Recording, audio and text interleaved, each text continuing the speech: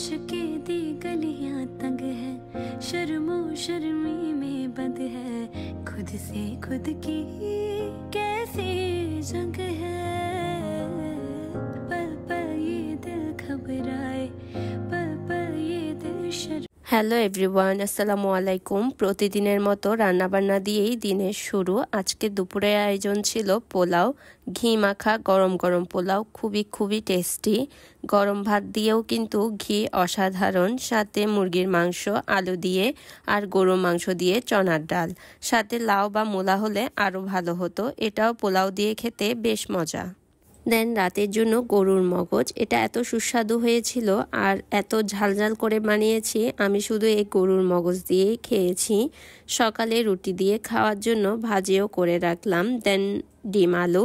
রান্নাবান্নার মাঝে রিফ্রেশের জন্য ড্রিঙ্কসটা পান করলাম, এটা এত মজা আর রিফ্রেশিং। তারপরে এসে দেখি মাশাল্লাহ আমার ছেলে নিজে নিজে আর্ট করছে একা একা, আর কী বা করবে। দেন ভ্যানিলা কেক বেক করলাম, কারণ কাপ কেক করবো তাই। কাপ কেক রেডি থাকলে ইহানকে ম্যানেজ করা সহজ, আর ইহান আজকাল চিপস চকলেট খায় না, তাই এটা সেটা মেক করে রাখি। দেন বিকালে পুলি সিঙ্গারা খেলাম। সন্ধ্যায় চলে গেলাম ভেলপুরি খেতে। কিছু খেতে মন চাইলে তখনই খেতে হয়, না হলে ভালো লাগে না। আমার হুটহাট ক্রেভিং, আর ব্লু মুনে পাওয়া ফ্রি টিপটা ক্যান্সেল করতে হলো। এটা এই মাসে যাওয়ার শেষ সময় ছিল, আর কক্সবাজার যাওয়া হলো না মনে হয়। দেন কিছু কেনাকাটা করে বাসায়। সবাই ভালো থাকবেন, আল্লাহ হাফেজ।